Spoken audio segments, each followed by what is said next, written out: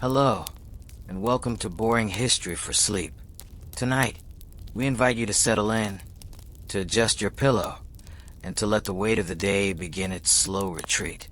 We are not here to excite or to entertain in the traditional sense. Our goal is much quieter, much simpler. We are here to provide a soft, sturdy vessel for your journey into rest, much like the object of our study tonight.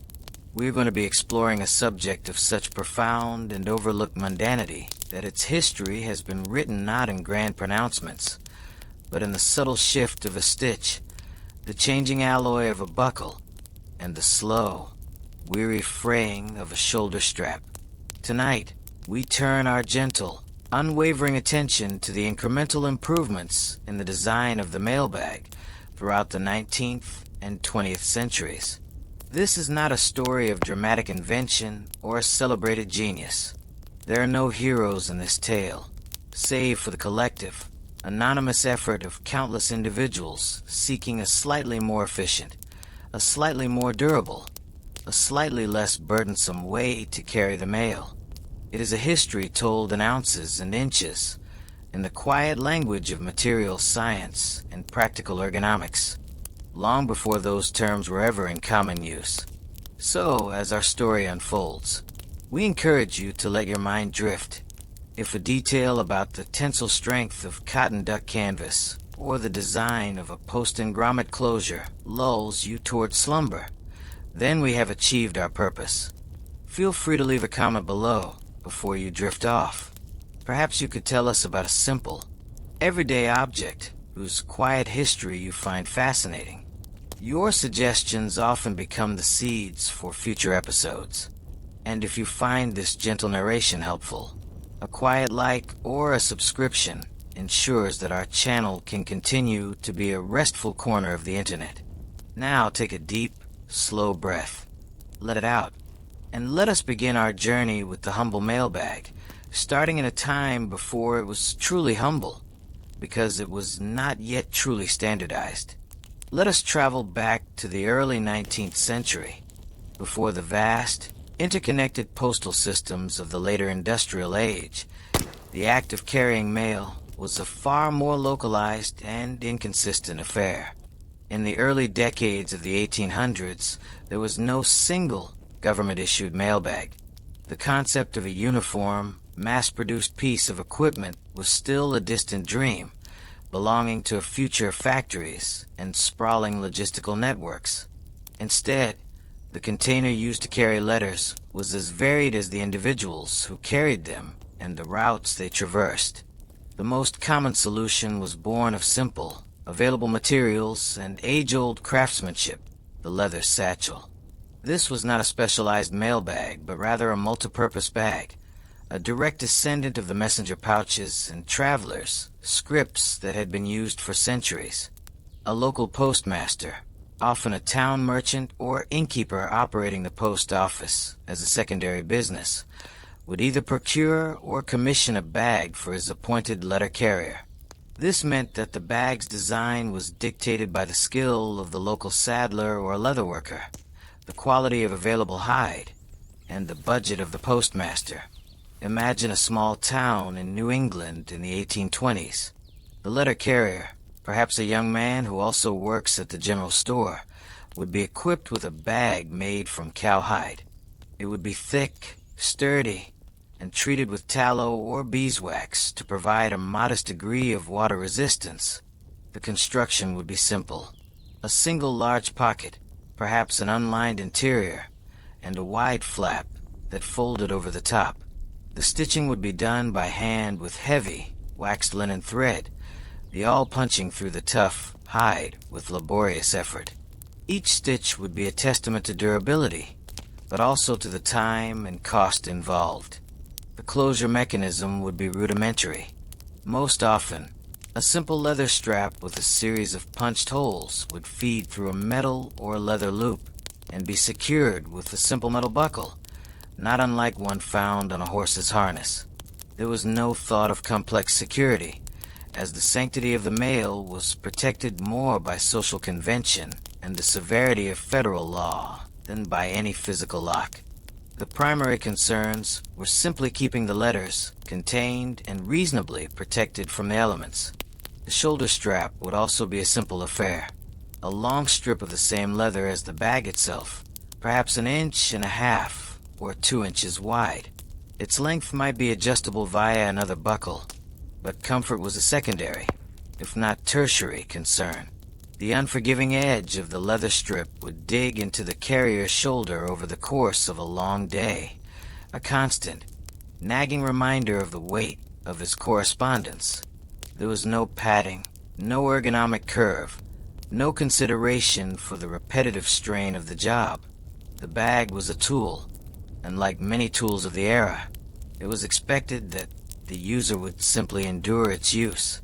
The material itself, leather, had both advantages and disadvantages. Its primary advantage was its sheer durability and longevity. A well-made leather satchel could last for decades if properly cared for, becoming a familiar, trusted piece of equipment. It could be patched, restitched, and reoiled. Its life extended through diligent maintenance. It offered a superior barrier against rain and snow compared to untreated textiles. However, leather was also heavy, even when empty. As the volume of mail began to grow throughout the century, the sheer dead weight of the bag itself became an increasingly significant problem. Furthermore, leather was expensive. The cost of a good quality hide and the skilled labor required to work it made each satchel a significant investment for a local post office. This cost was a major barrier to any form of standardization. A post office in a prosperous city might afford a fine, sturdy bag, while a rural outpost might make do with a worn, patched-up satchel or even a simple cloth sack. This inconsistency was a hallmark of the era, a direct reflection of a postal system that was still a patchwork of local operations under a federal umbrella, rather than a truly integrated national machine. The mid-19th century was a period of explosive growth and transformation in the United States. The railways were beginning to stitch the country together. Industry was finding its footing, and with this expansion came a deluge of correspondence. The old system of localized, custom-made leather satchels was becoming untenable. The mail was growing in volume and weight, and the cost and inconsistency of leather bags were becoming a serious logistical bottleneck for the post office department. The solution, when it came, was not a brilliant new invention, but the application of common, industrial material canvas. Canvas, specifically heavy cotton duck canvas, represented a revolution in mailbag design, albeit a slow and quiet one, derived from the Dutch word for canvas, canevas. Cotton duck was a tightly woven, heavy-duty plain-weave textile. Its name had nothing to do with waterfowl, but rather the duck brand of fabric produced by textile mills. Its primary advantages were its strength, its relatively light weight compared to leather, and, most importantly, its low cost. The burgeoning textile mills of New England and later, the South could produce vast quantities of canvas at a fraction of the cost of tanned leather hides. This economy of scale was precisely what the Post Office Department needed as it sought to professionalize and standardize its operations. The transition was not immediate. It began in the 1840s and 1850s as the department started issuing contracts for mail bags to be made to a more or less uniform pattern. These early canvas bags were starkly utilitarian. They were typically rectangular, often with a simple fold-over flap, much like their leather predecessors. However, the construction was entirely different.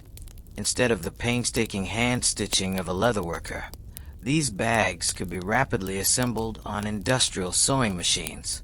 Seams were double-stitched for strength, and high-stress points, like the corners and where the strap attached, were often reinforced with extra layers of canvas or, in some cases, small leather patches. A hybrid design that acknowledged the lingering superiority of leather in specific applications. The feel of these new bags was a world away from the stiff, smooth leather satchels. The canvas was rough to the touch, with a visible, nubby texture. When new, it was stiff with sizing, a starch-like substance used in the manufacturing process, and it had a distinct, earthy smell of raw cotton. It lacked the inherent water resistance of oiled leather, a significant drawback that would be addressed with varying degrees of success over the coming decades. Early attempts at waterproofing involved treating the canvas with linseed oil or a mixture of wax and turpentine. This made the bags more resilient to rain, but also made them heavier, stiffer, and prone to smelling strongly of chemicals, especially on a hot day. The closure system also began a slow evolution away from the simple buckle to secure the contents of the bag more reliably, especially on bumpy coach routes or the rattling new mail cars of the railroad. A new system was needed. This led to the adoption of a drawstring or cinch-top closure. A heavy rope or cord was threaded through a series of metal grommets, another small but crucial industrial innovation, around the top opening of the bag. When pulled tight and knotted, the system created a secure, gathered closure that was less likely to spill its contents than a simple flap. For bags that required more security, a leather strap with a series of eyelets could be woven through the grommets and then locked. The standardization brought by canvas had a profound psychological effect on the Postal Service. For the first time, a letter carrier in Boston and one in St. Louis might be carrying a nearly identical piece of equipment. The mail bag was becoming a part of a uniform, a symbol of federal service. It was no longer a personal or locally sourced item, but a piece of government property, issued and expected to be maintained to a certain standard. This shift mirrored the broader professionalization of the civil service. The mail bag was becoming an emblem of a reliable, unified, and modernizing nation, all thanks to the humble, inexpensive utility of woven cotton. It was a tangible piece of the infrastructure that was binding the Republic together, one letter at a time. While canvas was undeniably the future of the mass-produced mail bag, leather did not simply vanish from the postal landscape. Its inherent qualities of durability, rigidity, and superior water resistance ensured it retained a place in the ecosystem of mail transportation, albeit in more specialized roles. The debate between canvas and leather was not a swift victory for the textile, but a long, drawn-out consideration of trade-offs, where each material found its niche based on function, cost, and tradition. For certain applications, the expense of leather was justified. One of the most prominent was in the design of bags for mounted carriers, particularly in the early days of the famed but short-lived Pony Express in the early 1860s, and for rural free delivery carriers on horseback later in the century. For a mounted carrier, a floppy, unstructured canvas bag was impractical. It would bounce and shift with the horse's gait, potentially unbalancing the rider and proving difficult to access. A leather satchel, or more specifically, a pair of leather saddlebags, provided the necessary structure and rigidity. They held their shape, protecting the mail from being bent or crushed, and could be securely fastened to the saddle, becoming an integrated part of the rider's equipment. The design of these specialized leather bags was a masterclass in functional craftsmanship. The mochila, a Spanish word for a knapsack or cover, became a key innovation for the Pony Express. This was a large leather skirt that fit over the saddle horn and the cantle, with 4 locked pockets, or cantinas, for the mail. The beauty of the mochila was its transferability. A rider could arrive at a station, leap from his exhausted horse, and in a matter of seconds, swing the entire mochila onto a fresh mount, saving precious minutes. This was a level of integration and speed that a simple shoulder bag could never achieve. The leather itself had to be of the highest quality, able to withstand the constant friction against the horse, the punishing sun of the plains, and the sudden prairie downpours. It was a testament to leather's ability to endure extreme conditions. Beyond the specialized world of mounted delivery, leather also persisted in the form of reinforcement on canvas bags. The post office department, ever conscious of wear and tear, recognized that certain parts of a canvas bag fail before others. The bottom corners, which were often dragged or set down on rough surfaces, were a common point of failure.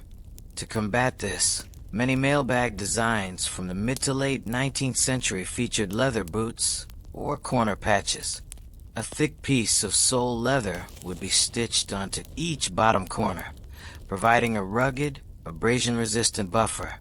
Similarly, the area around the grommets or the locking mechanism, where metal hardware constantly rubbed against the fabric, was often reinforced with a facing of leather to prevent the canvas from fraying and tearing. The shoulder strap itself, even for a canvas bag, was often still made of leather for its tensile strength and resistance to stretching. This hybrid approach represented a pragmatic compromise.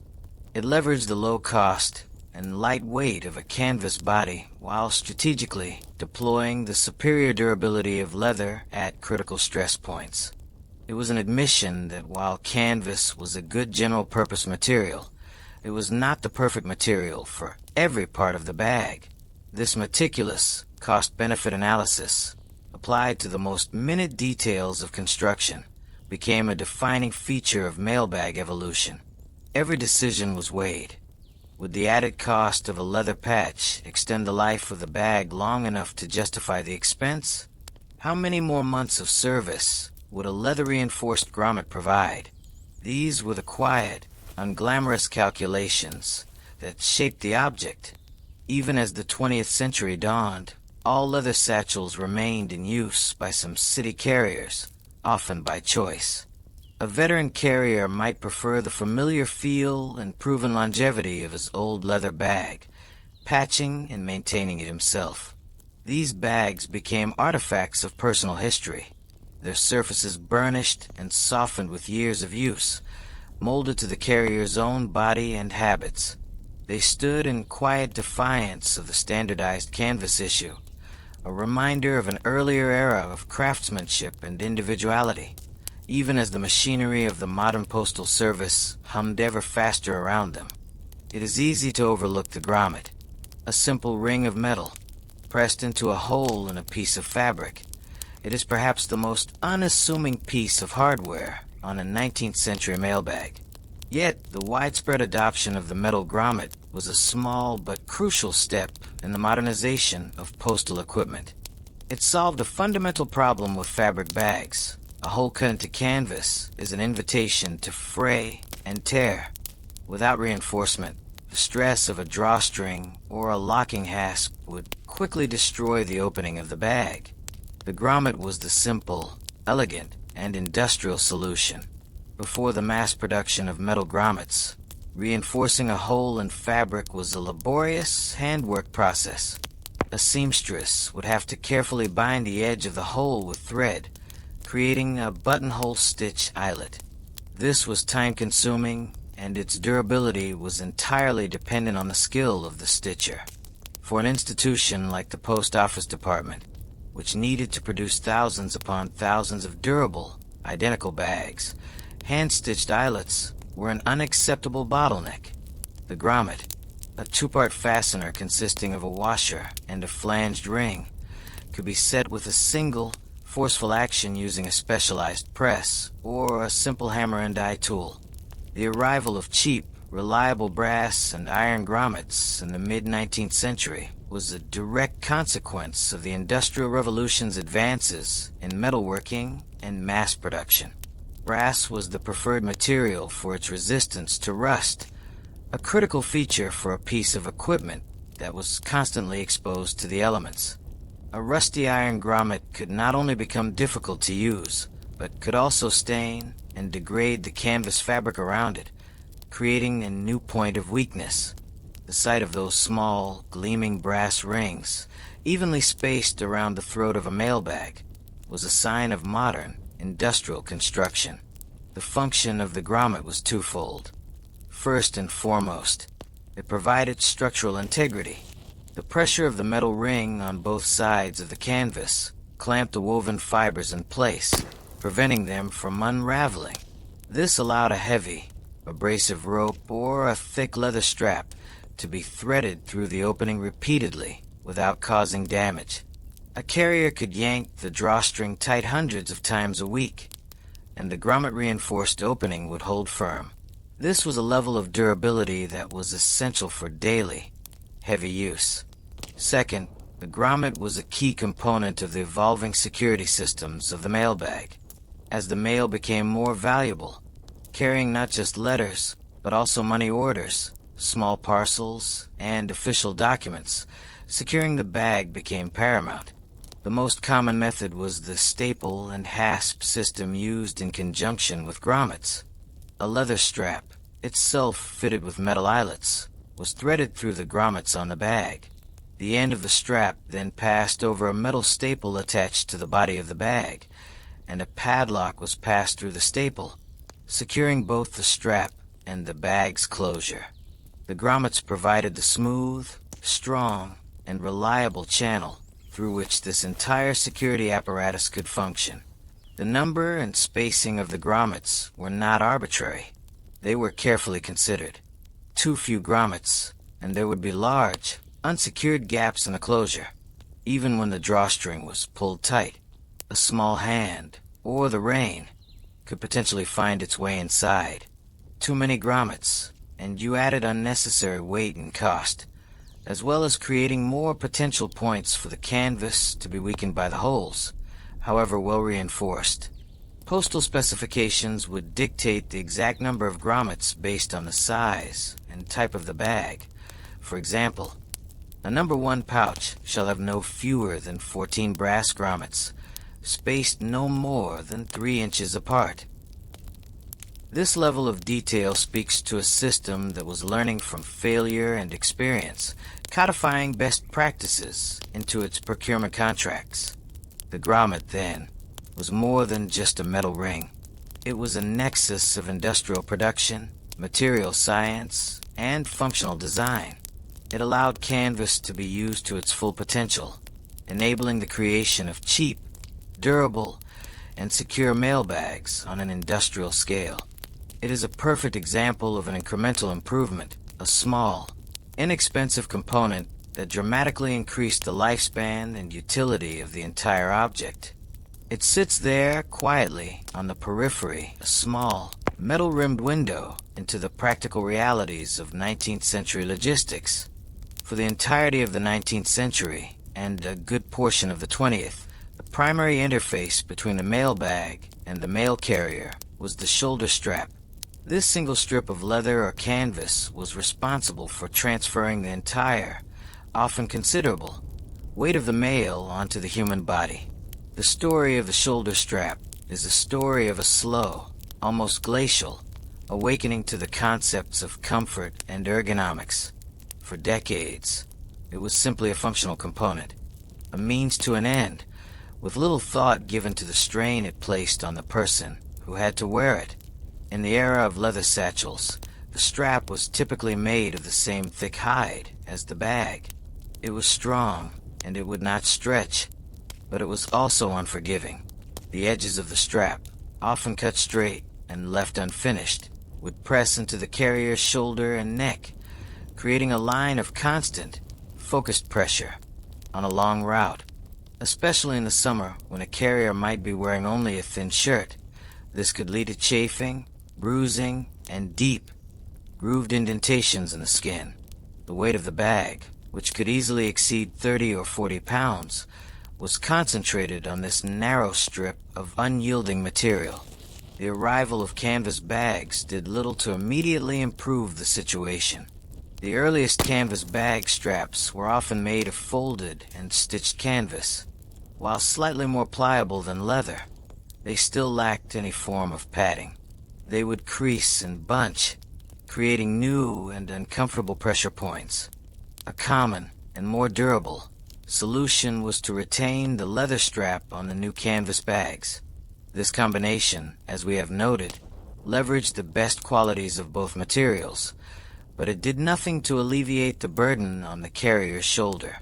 The problem was not just the material, but the fundamental design, a narrow strap carrying a heavy, asymmetrical load. The physical toll this took on letter carriers was immense. Chronic shoulder, neck, and back pain were simply accepted as part of the job. You could often identify an off-duty letter carrier by his posture, the slight, permanent list to one side, the unconscious rubbing of a sore shoulder, the repetitive stress of lifting the bag, swinging it onto the shoulder, and walking for miles with the weight digging in, day after day, year after year, led to long-term musculoskeletal problems. Yet, for most of the 19th century, these complaints were met with indifference. It was a physically demanding job, and the strap was simply part of the demand. The first glimmers of change came not from a sudden humanitarian impulse, but from a dawning recognition that a fatigued and injured carrier was an inefficient carrier. In the late 19th and early 20th centuries, as the principles of scientific management began to influence industry and government, efficiency became a watchword. The Post Office Department began to study the physical motions of its workers, including the letter carriers. It became apparent that the design of the mailbag had a direct impact on a carrier's speed and endurance. This led to the first tentative, incremental improvements in strap design. The most significant of these was the introduction of the shoulder pad. This was not a sophisticated, modern piece of foam, but a simple, wider piece of leather or thick felt that was either stitched to the strap or designed to slide along it. The carrier could position this pad at the point of contact on their shoulder. The pad's purpose was to distribute the weight of the bag over a larger surface area, reducing the focused pressure of the narrow strap. It was a simple, almost obvious innovation, yet it took decades to become a standard feature. Early shoulder pads were often improvised by the carriers themselves. A savvy carrier might take his bag to a harness maker and have a piece of scrap sheepskin with the fleece still sewn to the strap. Or he might simply fold up a piece of cloth or an old rag to use as a cushion. The official adoption of a standardized shoulder pad was a major step forward. It was an acknowledgement from the department that the carrier's comfort was not just a personal matter, but a factor in the overall efficiency of the postal system. Another subtle change was the width of the strap itself. Specifications began to call for straps that were 2.5 or even 3 inches wide, a small increase that nonetheless had a significant effect on weight distribution. The method of attachment also received attention. Instead of being simply stitched to the top corners of the bag, straps began to be attached via swiveling metal D-rings or snap hooks. This allowed the strap to pivot and move with the carrier's body, preventing it from twisting and binding. It was a small increase in mechanical complexity for a significant increase in functional comfort. The strap was no longer a static, rigid component, but something that could adapt in a small way to the dynamic motion of walking. The long, slow journey toward an ergonomic design had finally, quietly begun. The primary function of a mailbag, beyond simply holding mail, is to keep it secure and protected. The method by which a bag is closed is therefore fundamental to its design. Throughout the 19th and early 20th centuries, the evolution of mailbag closures was a slow dance between simplicity, security, and the nature of the mail itself. The journey from a simple buckled flap to a complex, lockable hasp system reflects the increasing value and importance placed on the contents of the mail. As we have touched upon, the earliest leather satchels relied on a simple fold-over flap, secured by 1 or 2 straps and buckles.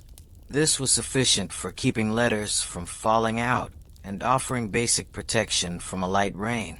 The security was minimal, but in an era of smaller communities and less valuable mail, it was often deemed adequate. The real vulnerability was not a sophisticated thief, but a bumpy road or an accidental spill. With the advent of the standardized canvas bag, a new type of closure became common: the drawstring. This was a direct borrowing from the design of simple duffel bags and sailors' sea bags. By threading a rope or heavy cord through the grommet opening, the top of the bag could be cinched tight and knotted.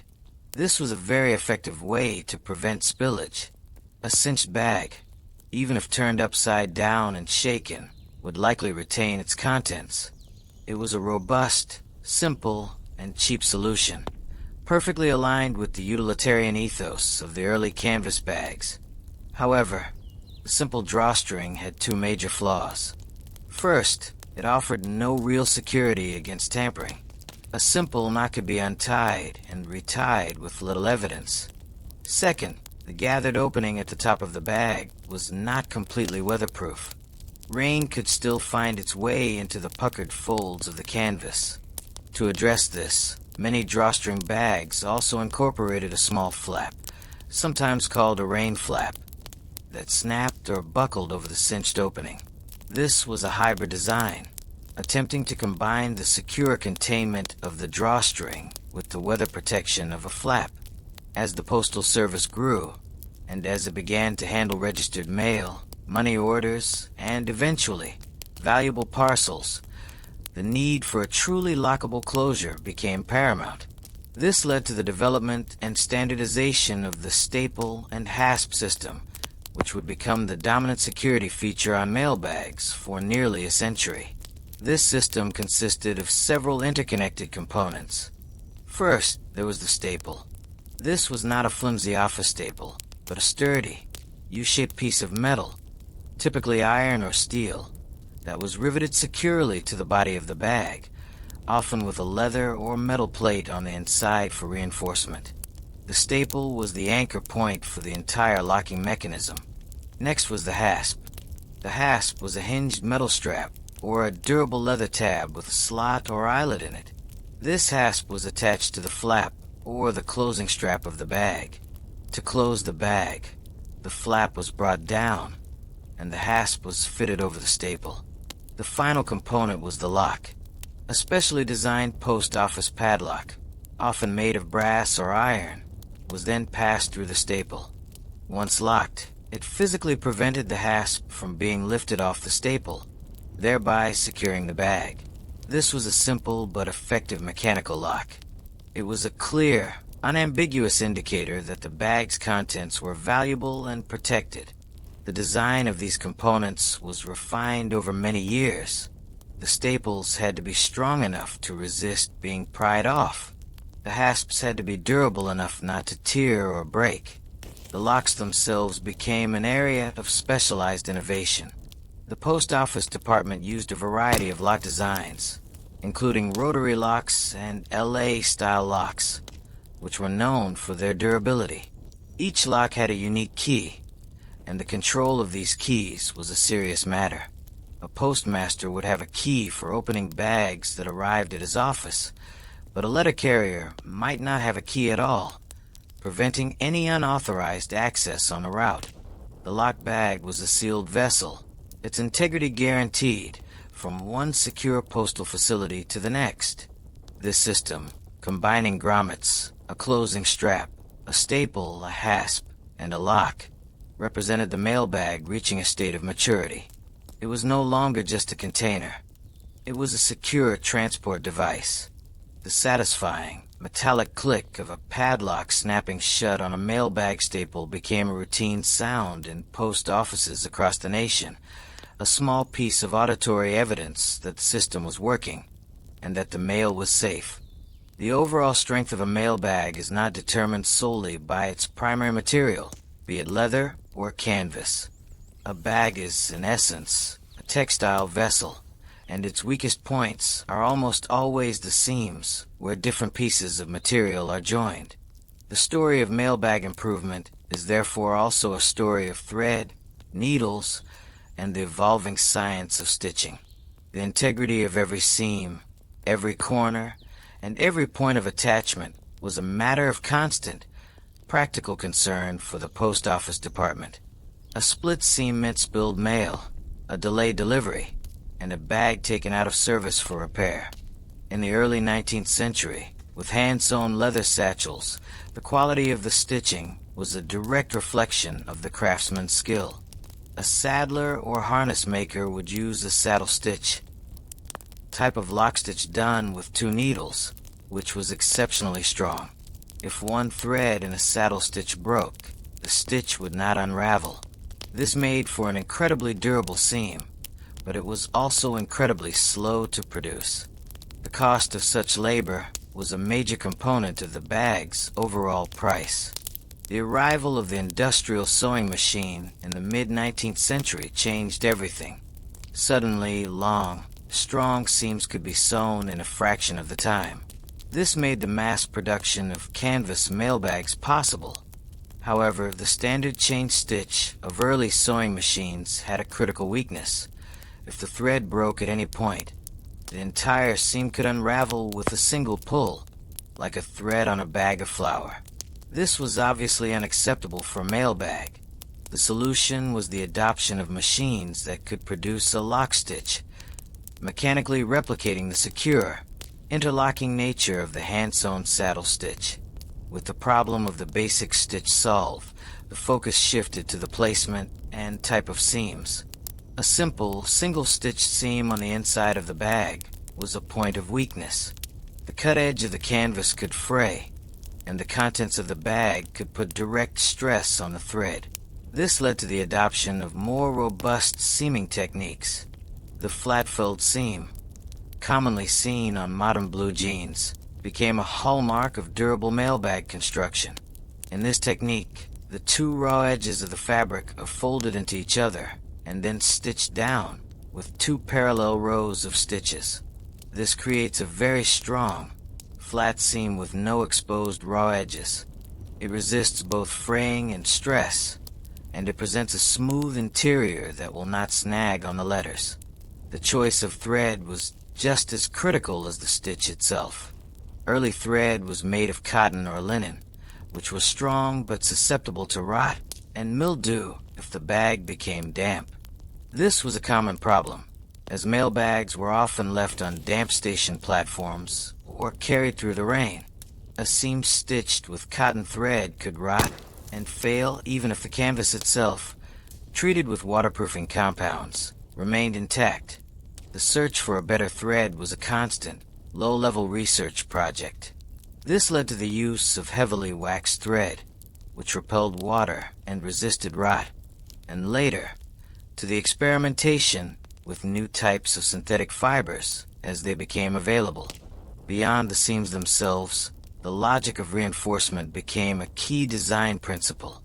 Postal officials and bag manufacturers studied where bags failed. They performed what was, in essence, an early form of failure analysis. They saw that the bottom corners wore through from being dragged. They saw that the top edge, near the closure, tore under the strain of the locking mechanism. They saw that the points where the shoulder strap attached were under immense, constant stress. The solution was to selectively reinforce these areas.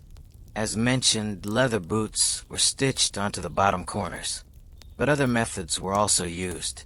A bag might be constructed with a double layer of canvas on the bottom panel. The top edge or mouth of the bag would be hemmed over a piece of rope or a thick cord, creating a strong, rounded rim that was resistant to tearing. The attachment points for the shoulder strap evolved from being simply stitched to the bag's body to being riveted through multiple layers of canvas and often a reinforcing patch of leather. Every rivet was a small, metal guardian of the bag's structural integrity. This meticulous approach to construction meant that a mail bag was not a simple sack. It was a carefully engineered object. The placement of every seam, the type of every stitch, the material of every thread, and the location of every rivet was the result of decades of trial and error. It was a design language that spoke of durability and longevity. A well-made mailbag was designed to be used, abused, repaired, and put back into service. Its construction was a quiet testament to the idea that even the most mundane object, if it is to be used every day, deserves to be made well. For a letter carrier, there were few enemies more persistent and more insidious than water. Rain, sleet, and snow were not just personal discomforts. They were a direct threat to the mail. A waterlogged letter could mean a smeared address, a ruined document, or a package whose contents were destroyed. Consequently, one of the most enduring and frustrating challenges in the history of mailbag design has been the quest for effective waterproofing. This was not a single breakthrough, but a long, slow war of attrition fought with waxes, oils, and eventually new chemical compounds. Leather, in its natural and treated state, offered a good first line of defense. A well-oiled or greased leather satchel could shed water quite effectively. The dense, non-porous structure of the hide, saturated with fats, created a formidable barrier.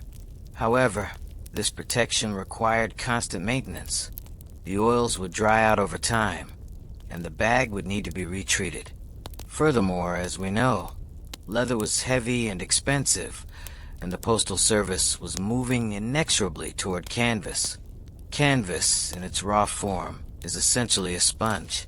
Its woven cotton fibers readily absorb water. This made the first, untreated canvas bags a liability in wet weather. A carrier caught in a downpour could find his bag doubling in weight as the canvas became saturated, and the letters inside turning into a pulpy, illegible mass. The need for a waterproofing treatment was immediate and critical. The earliest and most common method of waterproofing canvas was a process known as waxing or oiling. The canvas fabric would be impregnated with a substance that would fill the microscopic gaps in the weave and coat the fibers, preventing them from absorbing water. Linseed oil, a drying oil derived from flax seeds, was a popular choice. When applied to canvas and allowed to cure, it would polymerize and form a hard, water-resistant finish. This created the classic oilcloth, or oilskin fabric. However, this process had significant drawbacks. Oiled canvas was much heavier than untreated canvas. It was also stiff, especially in cold weather, when it could become as rigid as a board. It had a very distinct, and to many unpleasant, oily smell that would intensify in the heat. Over time, the linseed oil would continue to oxidize and cure, causing the fabric to become brittle and prone to cracking, especially along folds and creases. A cracked oilcloth bag was worse than a raw canvas one, as it would channel water directly to the mail through the cracks. Another common treatment was a mixture of beeswax and paraffin wax, often dissolved in a solvent like turpentine. This waxy coating was more flexible than cured linseed oil, but it could become sticky in the heat and would wear off over time, especially at points of friction. Carriers would sometimes have to re-wax their own bags, a messy and time-consuming chore.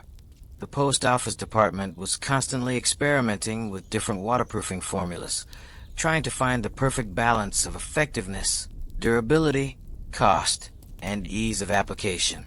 Postal specifications from the late 19th and early 20th centuries often included detailed recipes for the required waterproofing compound, specifying the precise ratios of wax, oil, and sometimes even pigments or mildew-inhibiting chemicals. The search was for a magic bullet, coating that would render the canvas permanently waterproof without making it too heavy, too stiff, or too smelly. The problem was so persistent that some bag designs incorporated structural, rather than chemical solutions. The rain flap over a drawstring closure was one such example. Another was the occasional use of a double-layered bag, with an inner, untreated canvas sack and an outer, waterproof shell. The idea was that even if the outer layer failed, the inner layer might provide a secondary barrier of protection. It was not until the mid-20th century, with the advent of new materials, that the war against water began to turn decisively. The development of rubberized coatings offered a far superior barrier. A layer of vulcanized rubber applied to the canvas created a truly waterproof surface. However, this also added significant weight and could be prone to peeling or cracking. The true revolution would have to wait for the arrival of plastics and synthetic fabrics like nylon, which were inherently non-absorbent. For the long era of the canvas mailbag, waterproofing remained an imperfect science. It was a constant, frustrating compromise. The feel of a stiff, waxy, slightly greasy mailbag was a familiar sensation to generations of letter carriers. It was the feeling of a tool that was doing its best to fight a battle it could never quite win, a battle against the simple, persistent, and undeniable reality of a rainy day. While the form and material of the mailbag were dictated by function and durability, its appearance was a matter of official identity. The color of the bag, the marking stenciled upon it, and the metal tags attached to it all formed a visual language. This was a language that communicated ownership, purpose, and destination to postal workers across the country. The evolution of these visual cues charts the course of the Post Office Department, from a loose confederation to a highly organized, brand-conscious federal entity. In the early days of inconsistent, locally sourced leather satchels, there was no standard color. A bag was simply the color of the hide it was made from: brown, black, or tan. Its only marking might be the faint, embossed stamp of the leatherworker who made it. It was an anonymous object, its function obvious only by its context. The adoption of canvas changed this. For the first time, the department could specify a color. The natural, unbleached color of canvas is a pale, off-white or a light beige. This became the default, and for many decades, the most common color for a mailbag. This natural canvas was utilitarian and, most importantly, cheap. There was no added cost for dyeing the fabric. A field of these pale, almost white bags, piled on a railway platform or in the corner of a post office, became a familiar sight. However, a plain white bag had its disadvantages. It showed dirt and grime very quickly. A bag that had been dragged across a sooty train station floor or set down on a muddy street corner would look old and shabby in no time. While this was primarily an aesthetic concern, it also touched on the image of the Postal Service as a clean, efficient organization. This led to the use of colored canvas. The most iconic and enduring of these colors was a specific shade of drab olive green or khaki. This color was practical for the same reason it was used for military uniforms.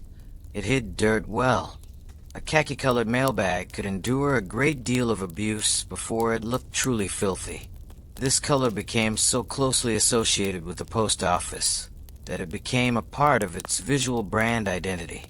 Other colors were also used, sometimes to denote a specific type of mail. For a time, bags intended for airmail were a distinct bright red or orange to ensure they were easily identified and given priority handling. Far more important than the background color were the markings stenciled onto the bag. These markings were the bag's routing instructions and its proof of ownership. The most prominent marking was always U.S. Mail, stenciled in large, bold, black block letters. This was an unambiguous declaration. It signaled that the bag and its contents were under the protection of the federal government, and that tampering with them was a serious crime. The specific font and size of these letters were often dictated by postal regulations, another small step in creating a consistent visual identity. Beyond the simple U.S. Mail declaration, other stenciled markings provided more specific information. A bag might be stenciled with the name of a particular railway line, such as RPO for Railway Post Office, followed by the name of the route. This ensured the bag was loaded onto the correct mail car.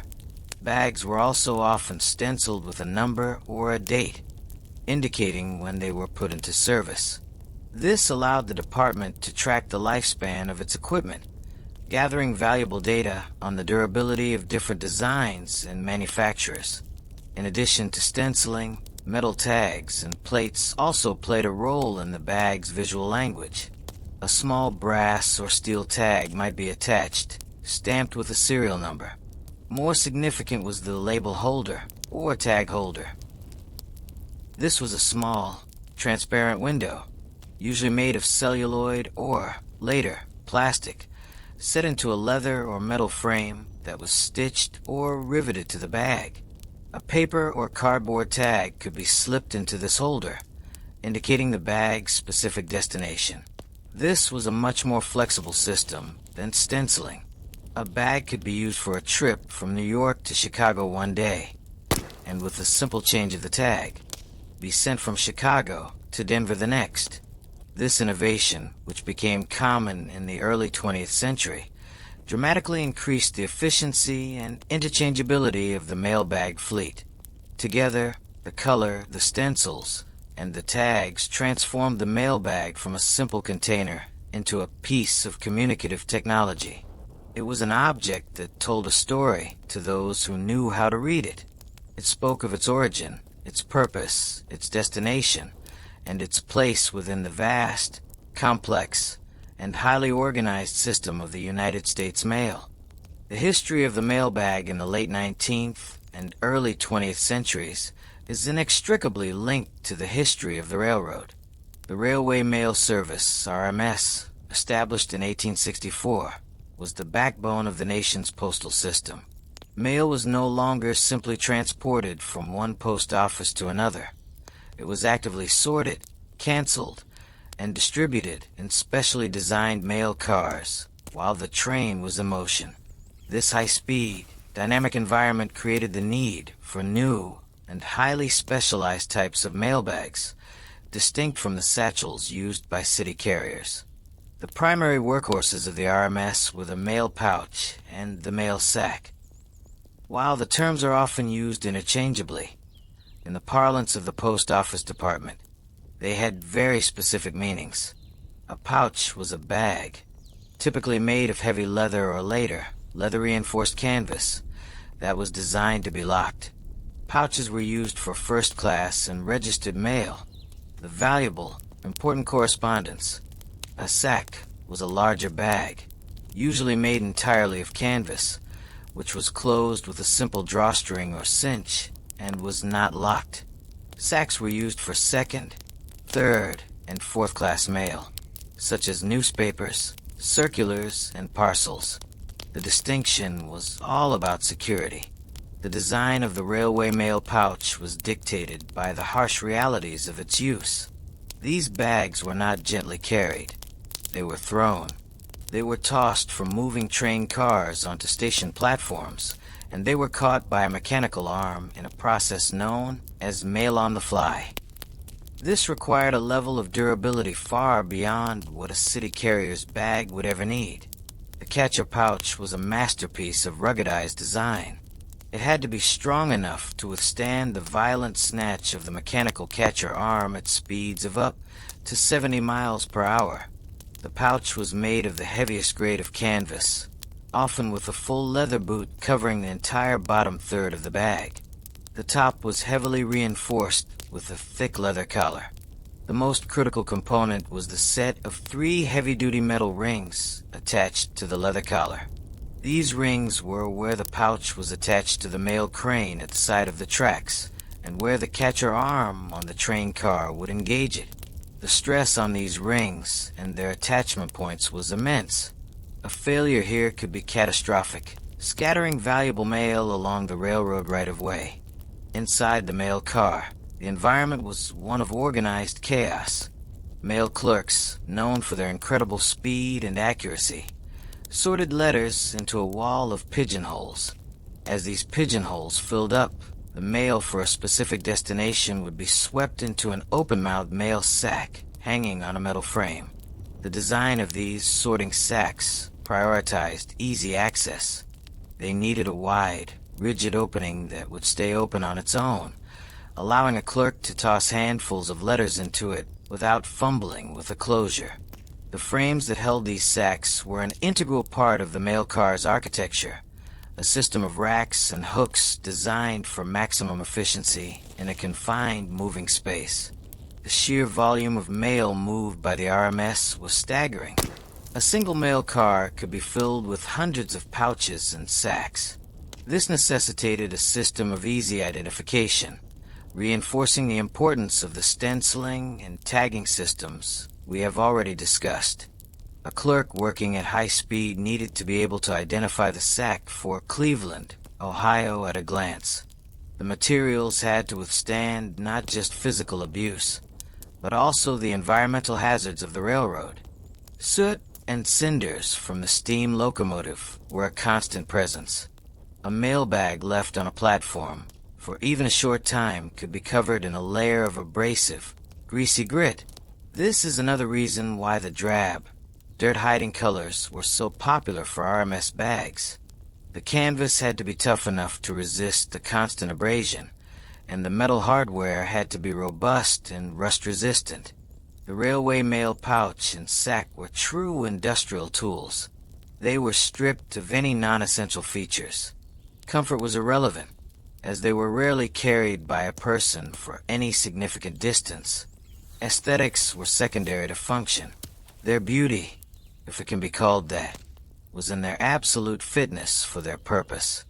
They were the tough, uncomplaining containers that enabled the creation of a truly national, high-speed mail network, the vital circulatory system of a growing industrial nation. On January 1st, 1913, the United States Post Office Department underwent one of the most significant transformations in its history, the introduction of parcel post service. Prior to this date, the post office was primarily concerned with letters, periodicals, and very small packages. Private express companies, like Wells Fargo and American Express, handled the shipment of larger goods. The decision to allow the post office to carry parcels was a populist measure, intended to break the monopoly of the express companies and, in particular, to connect rural Americans with the mail-order catalogs of companies like Sears, Roebuck and Company, and Montgomery Ward. This single policy change had a profound and immediate impact on the design of the mailbag. Simply put, the existing fleet of mail pouches and sacks was not up to the task. They were designed for the size and weight of letters and newspapers. A farmer in Iowa could now order a set of wrenches, a new pair of boots, or a small engine part, and have it delivered by his rural mail carrier. These items were larger, heavier, and often had sharp, irregular shapes. They would not fit in a standard letter pouch, and their weight and edges would quickly destroy a standard canvas sack. The post office needed a new kind of bag, a bigger, stronger, more capacious mail sack. This led to the development and rapid deployment of what became known colloquially as the jumbo sack or parcel post sack. These were, in essence, scaled-up versions of the existing number 1 sacks, but with critical modifications to handle the new stresses. The most obvious difference was size. They were significantly larger in both diameter and length, capable of holding several cubic feet of parcels. The material itself had to be upgraded. While still made of canvas, these sacks used the heaviest and most durable grade available, often an 18-ounce or even 20-ounce cotton duck. The weave was exceptionally tight to resist tearing and puncture from the sharp corners of a boxed item. The bottom of the sack, which bore the most weight and suffered the most abrasion from being dragged, was always double-layered. This double-bottom construction became a standard feature of all parcel sacks. The stitching and seams, already a focus of durability, had to be made even more robust. Double and even triple-stitched flat-felled seams were used throughout. The thread itself was a heavy, waxed, multi-cord cotton or linen, designed to resist the immense strain of a sack that could now weigh up to the new limit of 50 pounds, which was later increased. The closure system also had to be adapted.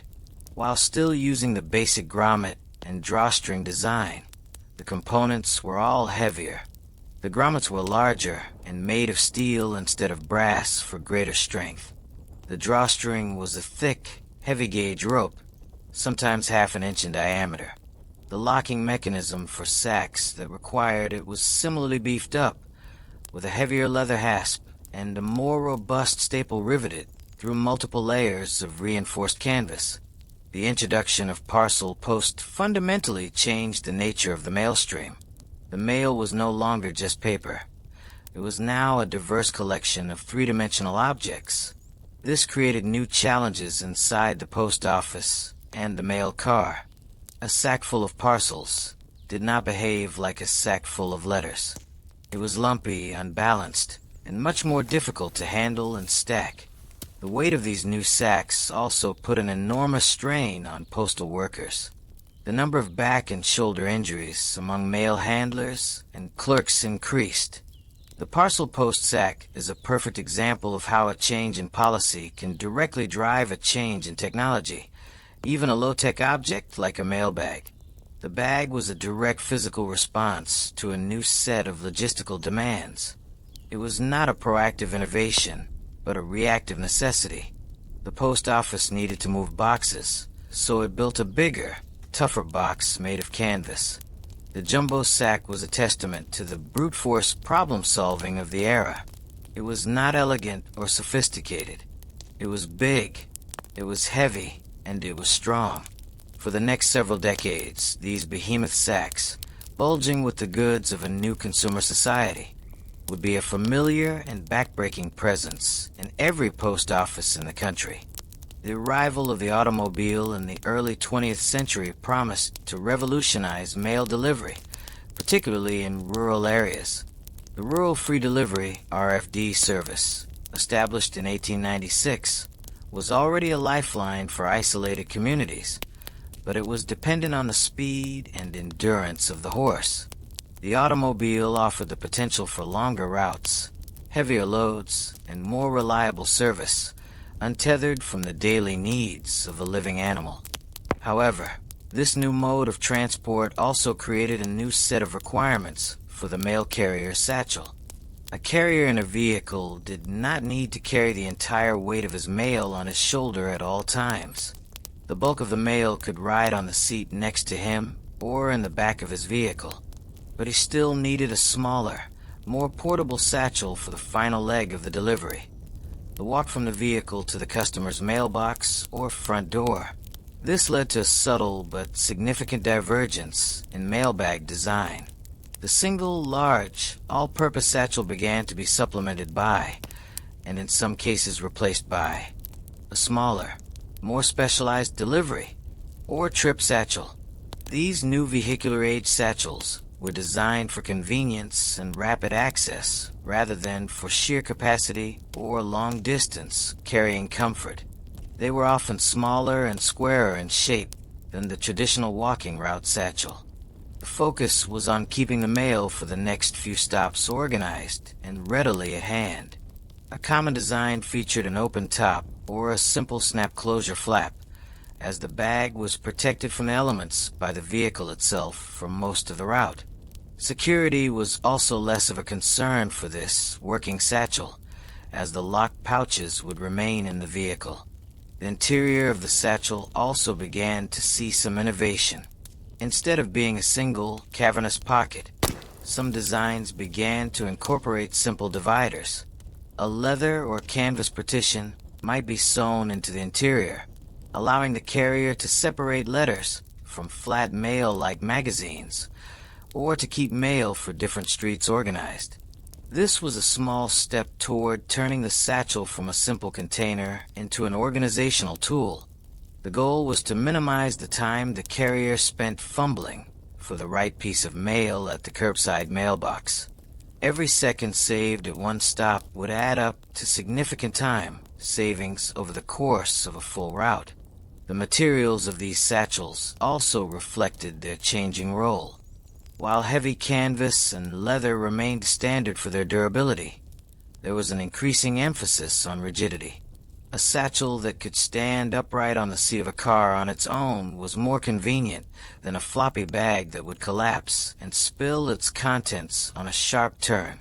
This led to the use of stiffer grades of leather and canvas, and sometimes the incorporation of a rigid bottom insert made of wood or fiberboard.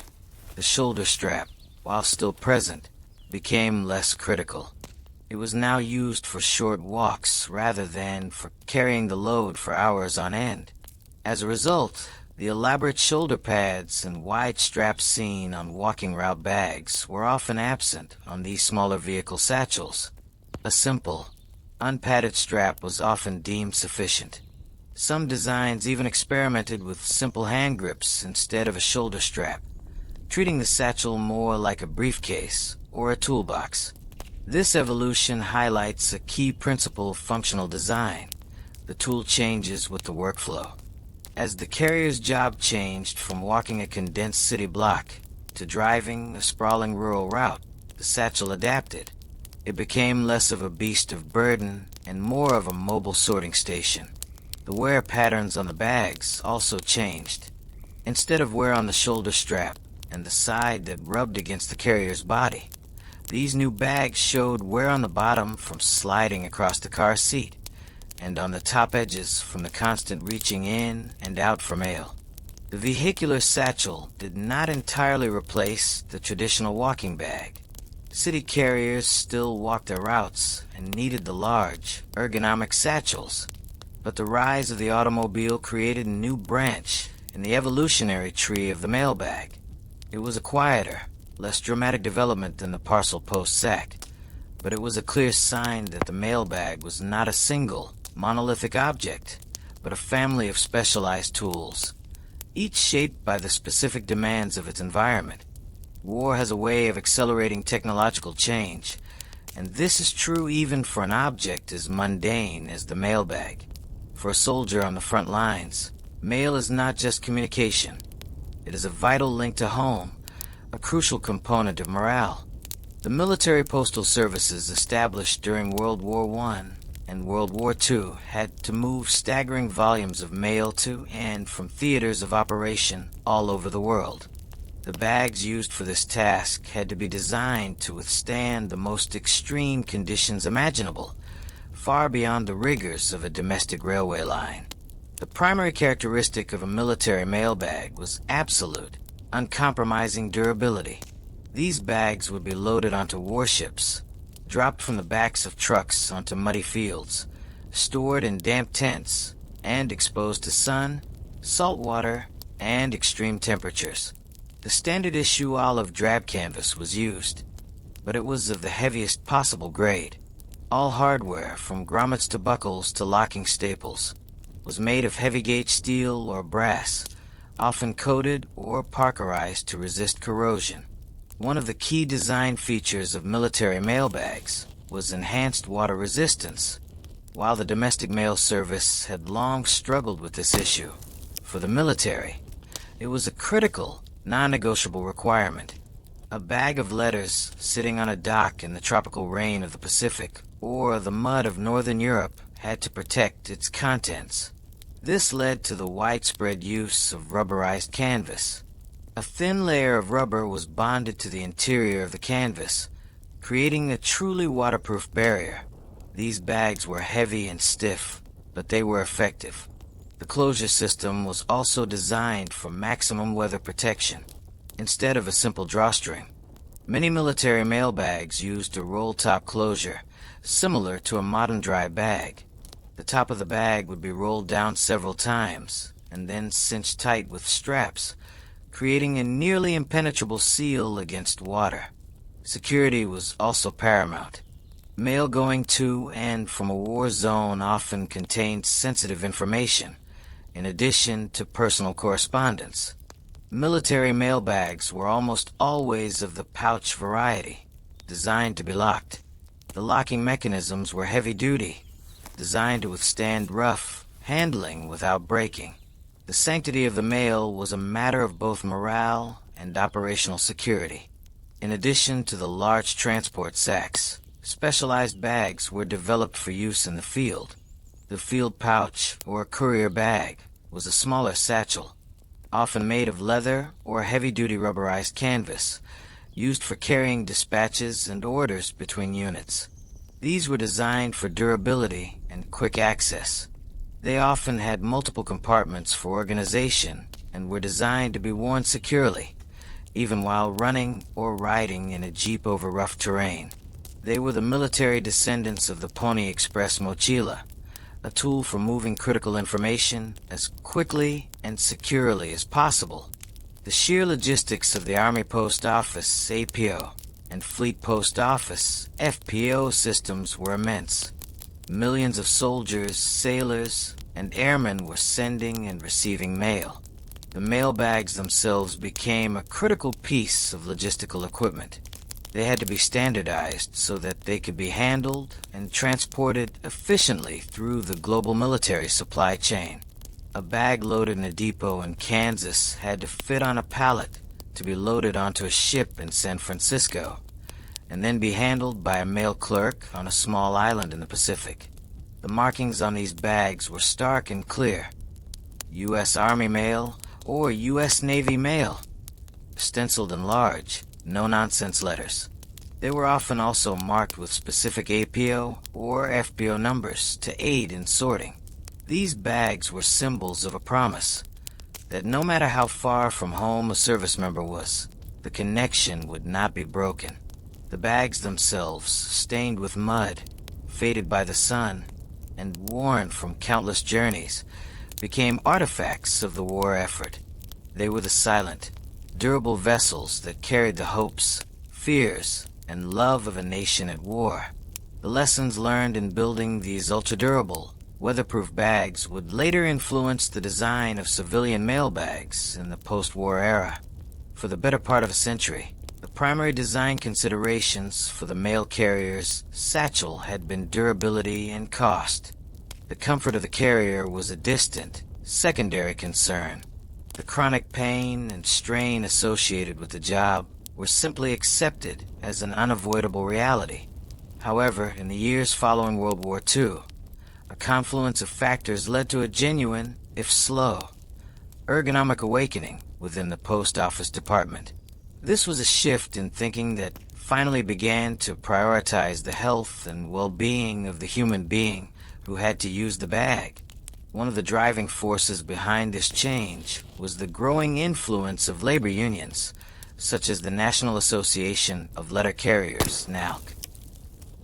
As unions gained power and a more organized voice, they were able to advocate more effectively for their members. They began to formally lobby the Post Office Department for better working conditions, and a key part of their platform was the demand for a lighter, more comfortable, and more ergonomically designed mail satchel. They presented evidence of the high rates of musculoskeletal injuries among carriers and argued that a better designed bag was not a luxury, but a necessity for a long and healthy career. Simultaneously, the field of industrial design was coming into its own.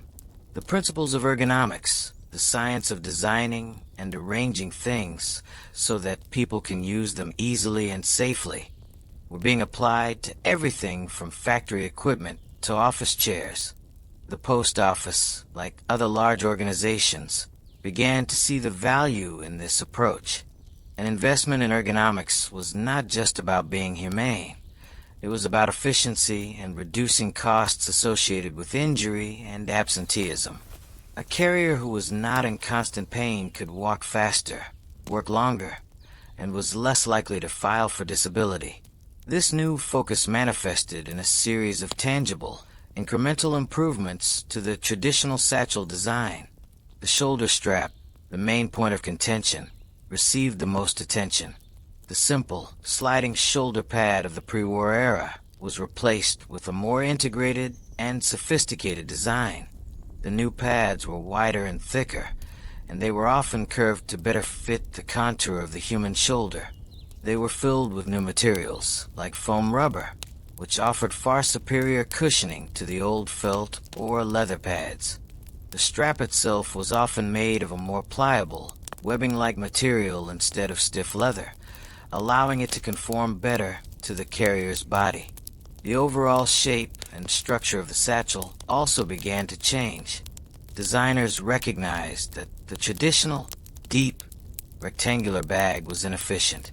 A carrier had to stoop and dig to retrieve mail from the bottom.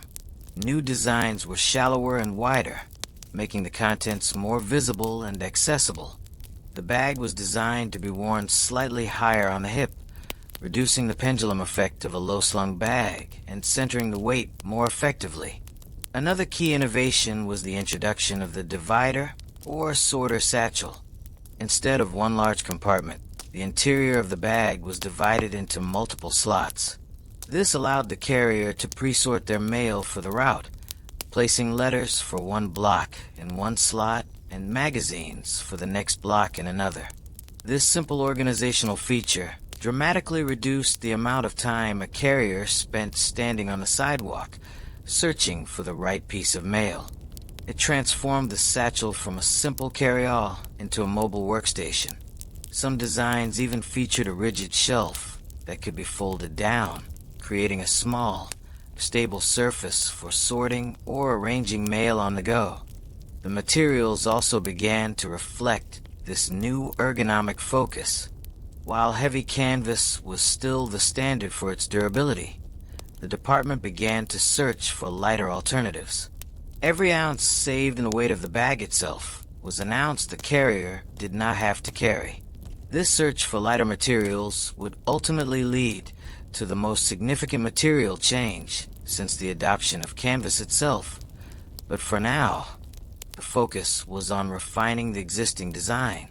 This ergonomic awakening of the mid-20th century was a critical turning point. It marked a moment when the design process finally began to consider the mailbag not as an isolated object, but as part of a system that included a human being. The goal was no longer just to move the mail, but to do so in a way that preserved the health and improved the efficiency of the person moving it. The modern mail satchel, with its padded strap, divided interior, and lightweight construction, is a direct descendant of the quiet, deliberate design changes that began in this post-war period. The history of the mailbag is a history of its materials, and for over a century, that story was dominated by the duo of canvas and leather. Then, in the 1960s and 1970s, a new material arrived that would render much of that history obsolete: nylon. The adoption of nylon for mail satchels was the single most significant technological leap since the move from leather to canvas. It was a true revolution, born from the chemical laboratories of the mid-20th century, and it solved, almost overnight, many of the problems that had plagued mailbag designers for decades. Nylon, a synthetic polymer, was first commercialized in the late 1930s, famously for women's stockings. Its use exploded during World War II for parachutes, ropes, and other military applications, where its unique properties were invaluable. After the war, it began to find its way into a vast range of consumer and industrial products. For the Post Office Department, which was on an ongoing quest for a lighter, stronger, and more water-resistant material, nylon seemed almost too good to be true. The primary advantage of nylon fabric, such as the durable Cordura brand that would become popular, was its incredible strength-to-weight ratio. A nylon satchel could be just as strong, if not stronger, than a heavy canvas one, while weighing significantly less. This was a huge ergonomic victory. For a letter carrier, a bag that was a pound or two lighter before a single piece of mail was put inside it meant a significant reduction in the total load carried over the course of a day. This directly addressed the long-standing complaints about the physical strain of the job. The second major advantage was nylon's inherent resistance to water. Unlike cotton, which is a natural fiber that readily absorbs moisture, nylon is a plastic. Its fibers do not soak up water. While the weave of the fabric could still allow water to pass through, it could be woven tightly and coated with other compounds, like polyurethane, to be made virtually waterproof. This effectively ended the long, frustrating war against water that had been fought with smelly oils and heavy waxes. A nylon mail bag could be caught in a downpour, and the mail inside would remain perfectly dry. Furthermore, nylon was immune to many of the other environmental hazards that plagued canvas bags. It was resistant to rot and mildew. A damp canvas bag, if not dried properly, could be ruined by mold. A nylon bag could be stored wet with no ill effects. It was also resistant to abrasion and tearing, extending the service life of the satchel and reducing the costs associated with repair and replacement. The transition to nylon was not immediate. The post office, being a cautious and budget-conscious organization, conducted extensive testing. Prototype nylon satchels were issued to carriers in different climates: the humid heat of Florida, the cold and snow of Minnesota, to see how the new material performed in real-world conditions. The feedback was overwhelmingly positive. Carriers praised the lighter weight and improved weather protection. The new nylon satchels also looked different. They had a smoother, slightly shinier finish than the rough, matte texture of canvas. They were often a brighter, more consistent color, the iconic postal blue that is now so familiar. The use of nylon also allowed for more complex construction techniques. Because the material could be easily cut and sewn, and its edges could be heat-sealed to prevent fraying, designers could create more sophisticated shapes and features. The divided, ergonomically shaped satchels that had begun to appear in the canvas era could now be produced more easily and with greater precision using the new synthetic material. The nylon revolution was a quiet one, happening gradually over the course of a decade or more as old canvas bags were retired and new nylon ones were phased in. There was no grand announcement or public celebration, but for the letter carriers who experienced the transition, the difference was profound.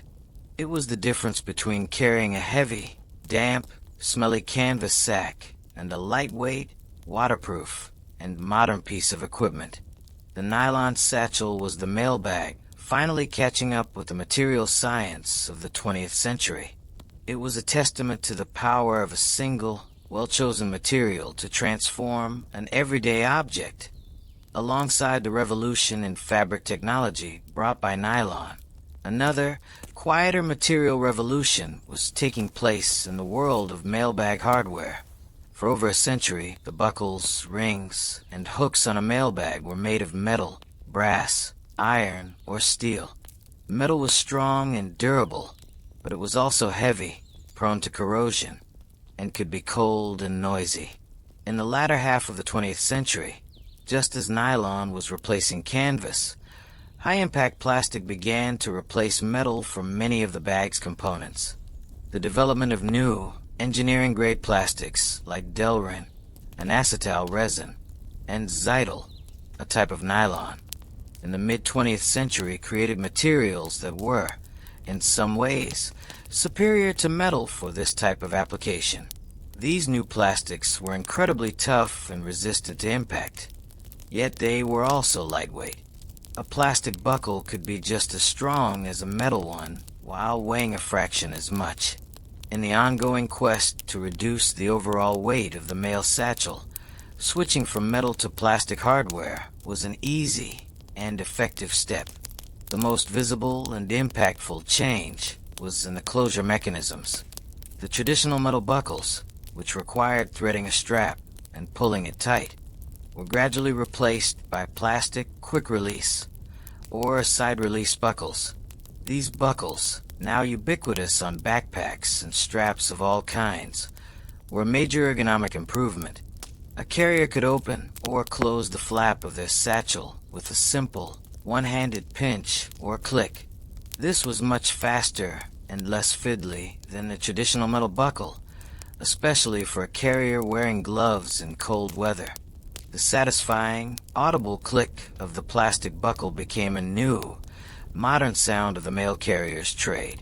The D-rings and swivel hooks that connected the shoulder strap to the bag also began to be made from this new, durable plastic. Metal rings could be noisy, clanking against each other with every step the carrier took. Plastic rings were silent. Metal hooks could rust or corrode, especially in humid or coastal climates, making them difficult to operate. Plastic hooks were immune to corrosion. They also had a self-lubricating quality, which meant they would continue to swivel and operate smoothly for years without any maintenance. Even the label holder, which had once been a metal frame holding a piece of celluloid, was now often a single piece of molded, flexible, clear vinyl or PVC, heat welded directly to the nylon fabric of the bag. This was cheaper to produce, lighter, and had no sharp metal edges. The adoption of plastic hardware was driven by the same forces that drove the ergonomic awakening and the nylon revolution. A desire for lighter weight, lower cost, and improved functionality. Manufacturing plastic components through injection molding was incredibly efficient and inexpensive compared to casting and finishing metal parts. A complex plastic buckle could be produced in a single, automated step. This is not to say that metal disappeared entirely. For the most high-stress applications, such as the locking staples on security pouches, metal remained a material of choice for its superior strength and resistance to being deliberately broken. But for the everyday operational components of a carrier's satchel, plastic proved to be a superior solution. The shift from metal to plastic hardware was a subtle one. It is unlikely that many people outside of the Postal Service even noticed, but it was a significant step in the modernization of the mailbag. It was part of the process of shedding the old, heavy, industrial-age materials of the 19th century and embracing the new, lightweight, and versatile materials of the 20th. The mailbag became quieter, lighter, and easier to use, not just because of its fabric, but because of the small, unassuming, and quietly clicking pieces of plastic that held it all together. While the standard walking satchel is the most iconic form of mailbag, the 20th century saw the development of a wider range of specialized containers and carrying devices, each designed to solve a specific logistical problem. The evolution of the mailbag was not just about refining a single object, but also about diversifying the tools of the trade. Two notable examples of this diversification are the lightweight bags designed for airmail and the wheeled carts designed to relieve the physical burden on carriers with heavy loads. The concept of airmail, which began in earnest in the 1920s, introduced a new and critical variable into the equation of mail transportation: weight. Every ounce of weight on an airplane costs fuel and reduces its total carrying capacity. From the very beginning of airmail service, there was a powerful incentive to make everything associated with it as light as possible. This applied not just to the mail itself, but to the bags that contained it. Airmail pouches were designed with weight reduction as their primary goal. While they still needed to be durable and secure, they were stripped of any unnecessary heavy components. They were typically made of a lighter grade of canvas than the sacks used for rail transport. Leather reinforcement was used sparingly, if at all. The hardware was often made of lightweight aluminum instead of heavier brass or steel. As we have noted, to ensure they were easily identified and given priority handling, these bags were often dyed a distinctive color, such as red, orange, or a bright blue, making them stand out in a sea of drab khaki sacks in a busy mail sorting facility. The airmail pouch was an early pioneer in the philosophy of lightweight design, a principle that would later become central to the design of the standard carrier satchel. A completely different kind of specialization emerged in the second half of the 20th century in response to the ever-increasing weight and volume of mail. Even with lighter nylon satchels, the sheer amount of mail on some routes, particularly with the rise of advertising mail and heavier magazines, was becoming too much for a single person to carry on their shoulder. For these park and loop routes, where a carrier would drive to a central point and then deliver to a whole neighborhood on foot, a new solution was needed. This solution was the letter carrier's cart. This was not a mailbag in the traditional sense, but it served the same function: to transport the mail along the carrier's route. Early carts were simple, two-wheeled, pole-style carts, similar to a small hand trolley. They consisted of a lightweight metal frame, two wheels, and a large, often removable mail tray or bag. The carrier could load the cart with all the mail for that loop, which could be well over the 35-pound limit for a shoulder satchel. They would then simply pull or push the cart along the sidewalk from house to house. The design of these carts evolved over time. The wheels had to be large enough to handle uneven sidewalks and curbs, but not so large as to make the cart cumbersome. The materials for the frame shifted from steel to lighter-weight aluminum. The mail container on the cart was often a rigid, open-top tray, sometimes with dividers, making it easy for the carrier to access and sort the mail. The cart became a mobile office, a rolling workstation that eliminated the direct physical strain of carrying the mail. The introduction of the cart was a major ergonomic victory. It acknowledged that for some routes, the human body was simply not the right tool for the job of carrying the load. By transferring the weight from the carrier's shoulder to a set of wheels, the risk of chronic back and shoulder injuries was dramatically reduced. The cart, like the specialized airmail pouch, is an example of the post office moving beyond a one-size-fits-all approach. It showed a willingness to develop and deploy entirely new types of equipment to meet the specific challenges of different delivery environments. The mail was no longer just in the bag. It was now, for many, in the cart. In the long history of the mailbag, most design improvements focused on durability, security, or the carrier's comfort. However, in the latter part of the 20th century, a new and vital consideration came to the forefront: the carrier's visibility and safety.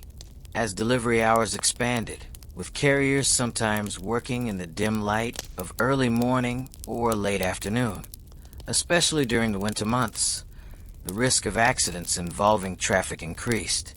A carrier focused on their mail, stepping out from behind a parked car, could be nearly invisible to a driver. This led to one of the most important safety innovations in the bag's modern history: the addition of reflective materials. The technology of retroreflection was pioneered by companies like 3M with their Scotchlite material. Unlike a simple reflector like a mirror, which bounces light away at an opposing angle, retroreflective material is engineered to bounce light directly back to its source. The material contains thousands of microscopic glass beads, or prismatic elements. When the light from a car's headlights hits this material, it is reflected directly back to the driver's eyes, making the object appear brilliantly illuminated. The post office began to see the immense potential of this technology for improving the safety of its letter carriers. In the 1980s and 1990s, it began to incorporate reflective strips into the design of its mail satchels. This was a simple but profoundly effective change. A thin strip of silver or white reflective tape, perhaps an inch wide, was sewn horizontally across the front flap and sometimes on the sides of the satchel. This small addition had no impact on the bag's function as a mail container. It did not make it lighter or more durable, but it transformed the bag into a piece of personal protective equipment, PP. In low-light conditions, the previously muted blue or white satchel became a bright, impossible-to-miss beacon. A driver sweeping their headlights down a residential street would see the carrier's satchel light up long before they could make out the carrier's form. The placement of the reflective strips was carefully considered. Placing a strip on the front flap ensured that the carrier was visible from the front. Placing additional strips on the sides provided visibility as the carrier crossed the street. The reflective material became an integral part of the satchel's visual design, as important as the U.S. mail lettering. This focus on safety extended beyond the satchel itself. The post office also began issuing uniforms and outerwear with built-in reflective piping and patches. The satchel, however, was a particularly effective place for this safety feature. It is a large object, worn on the outside of the carrier's clothing, and it moves with the carrier's body, creating a dynamic, attention-grabbing signal. The adoption of reflective materials marks a significant maturation in the design philosophy of the mailbag. The bag was no longer just a tool for the carrier to use. It was now also a device for protecting the carrier. The design process now had to consider the carrier's interaction not just with the mail, but with the entire delivery environment, including its potential dangers. This quiet, unglamorous strip of reflective tape represents a profound shift. It is a testament to an organization that was now actively thinking about risk mitigation and the preservation of its most valuable asset, its people. It is a small, passive feature that does its job silently, waiting for a pair of headlights to give it a voice. In the dark of a winter evening, that bright, sudden flash of reflected light from a carrier's satchel is a small, modern miracle of material science, a direct descendant of a long history of incremental, practical improvement. The standard issue mail satchel used by letter carriers today is a direct and recognizable descendant of its 19th century ancestors. It still has a body, a flap, and a shoulder strap. Its fundamental purpose has not changed. However, the modern satchel is also a sophisticated, highly evolved object. It is a synthesis of over 150 years of trial and error, a physical embodiment of countless lessons learned in the relentless laboratory of daily use. Every feature on the modern satchel is there for a reason, a solution to a problem that was identified and solved at some point in its long, slow evolution. Let us examine the modern satchel as an archaeological artifact, excavating the layers of its history. The material itself is a lightweight, durable, and waterproof synthetic fabric, typically a coated nylon or cordura. This is the legacy of the nylon revolution of the 1970s, the final victory in the long war against water and weight. It has replaced the heavy, odorous oiled canvas of the 19th century and the simple, absorbent raw canvas that came before it. The color is a standardized, iconic postal blue. This is the descendant of the drab khaki and natural off-white bags of the past, a conscious branding choice that makes the satchel and the carrier instantly identifiable as part of the United States Postal Service. On this blue field, we see the bright, silver-gray reflective stripe, a product of the late 20th century's focus on carrier safety. The construction is a testament to the lessons learned about seams and reinforcement. We see no simple, single-stitched seams. Instead, we find double-stitched, reinforced seams, with the edges of the fabric often bound or sealed to prevent any possibility of fraying. The corners and other high-stress points are reinforced, not with heavy leather boots, but with multiple layers of the synthetic fabric itself, or with bar tacking, a series of dense, repeated stitches that create an incredibly strong point of attachment. This is the modern evolution of the old saddler's craft, executed by a machine. The shoulder strap is a marvel of ergonomic design. It is wide, padded with modern closed-cell foam, and curved to fit the shoulder. It is adjustable, not with a simple, stiff buckle, but with a smooth sliding plastic tri-glide. It connects to the bag with a silent, corrosion-proof plastic swivel hook, allowing the bag to move with the carrier's body without twisting the strap.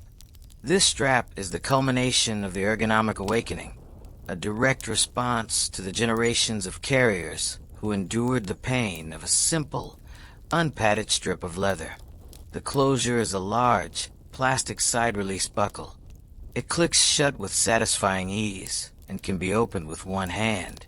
This is the legacy of the shift from metal to plastic hardware, a victory for convenience and speed over the fumbling, two-handed operation of the old strap and buckle system.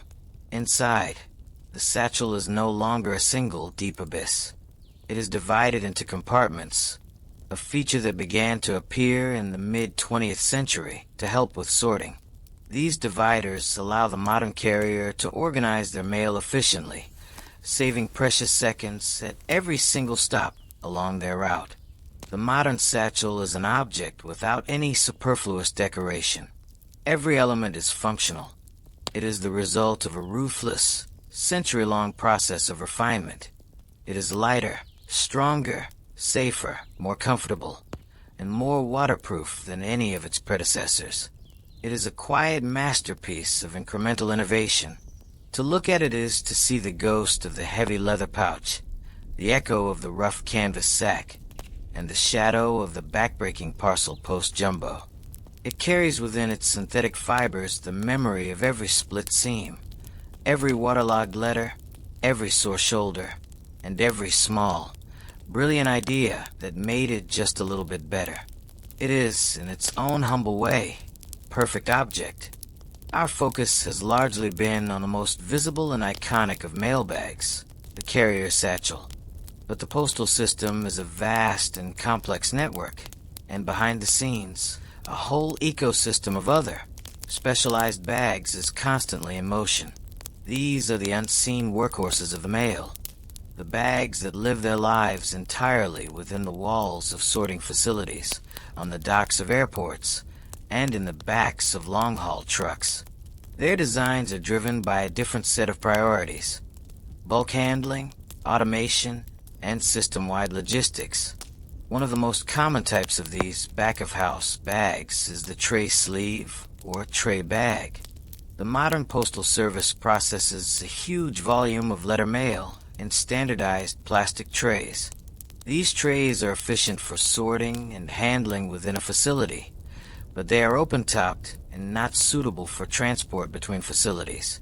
To solve this, a special type of bag was created, the tray sleeve. This is a simple, sack-like bag made of durable nylon, designed to have one or two of these plastic mail trays slide directly into it. The top is then sealed, often with a simple plastic zip tie or a security tag. This turns the open tray into a secure, enclosed, and easily labeled transport unit. The tray sleeve's design is purely functional. It is sized precisely to fit the standard trays, and it is built for durability and repeated use. Another key player is the modern bulk mail sack. While the giant, heavy canvas jumbo sacks of the parcel post era are gone, the need to transport large volumes of bulk mail, like magazines and advertising circulars, remains. Modern bulk mail sacks are made of tough, woven polypropylene or nylon. They are lighter than their canvas ancestors, but still incredibly large and strong. Their design is optimized for a world of pallets and conveyor belts. They often feature strong webbing strap handles on the sides and bottom, not for a person to carry, but to provide secure points for hooks and machinery to lift and move them. Their closures are simple and secure, designed to be opened and closed quickly within a processing plant. In the age of e-commerce, a new category of mail, parcels and packages, dominates the mail stream. This has led to the use of even larger and more specialized containers. While not bags in the traditional sense, large, wheeled canvas or nylon carts, sometimes called gondolas or all-purpose containers, function as mobile, high-volume mail bags within processing plants. They are used to move vast quantities of parcels from one sorting station to another. Their design is all about capacity and maneuverability on a flat, concrete floor. The materials of these internal-use bags are chosen for durability and low cost. Color coding is used extensively to manage the complex logistics. A bag with a green top might be for express mail, while one with a red top might be for international mail. This visual shorthand is essential for workers in a loud, fast-paced environment to route mail correctly with just a glance. These behind-the-scenes bags are the unsung heroes of the postal system. They lack the romance of the carrier's satchel, which ventures out into the world. Their existence is one of constant, repetitive motion within the circulatory system of the mail. They are lifted, thrown, conveyed, emptied, and filled, day in and day out. Their design reflects a world of industrial efficiency, where the primary user is not a single human being, but a complex, semi-automated system. The evolution of these bags is driven by changes in automation technology, new sorting machinery, and the ever-shifting nature of the mail itself. They are a reminder that the carrier satchel is just the final, public-facing component of a much larger and more complex chain of containment and transportation. For every one satchel on the street, there are hundreds of these other bags, unseen and unheralded, moving the mail in the vast, hidden network that lies just behind the door of the local post office. And so our long, quiet journey through the history of the mailbag comes to its close. We have traveled from the heavy, hand-stitched leather satchels of the early republic to the lightweight, ergonomic, and reflective nylon bags of the modern era. We have seen how the humble bag has been shaped by the forces of industrialization, the expansion of railways, the necessities of war, and the quiet, persistent complaints of sore shoulders. We have witnessed a history not of grand, sweeping gestures, but of tiny, meticulous steps.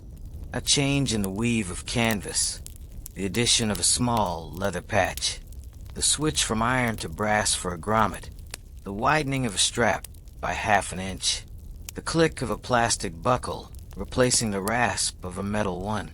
Each change was a small, considered response to a real-world problem. Together, over the span of 2 centuries, these incremental improvements have accumulated to create an object that is remarkably, quietly, perfect for its purpose. The mailbag is a silent witness to our history. It has carried declarations of war and letters of love. It has transported the mundane circulars of commerce and the vital documents of a growing nation. It has been a constant, unassuming presence in the daily life of our society, a symbol of connection and reliability. As we end our story, perhaps you can take a moment to appreciate the quiet design and unseen history in the everyday objects around you. For now, let the story of the mailbag be a soft, sturdy container for your own thoughts as they begin to drift. Let the gentle weight of this knowledge press you softly into your pillow. The mail has been delivered. The journey is complete. And now, as the story of the mailbag concludes, perhaps your own journey into rest can begin. We wish you a very peaceful and very good night.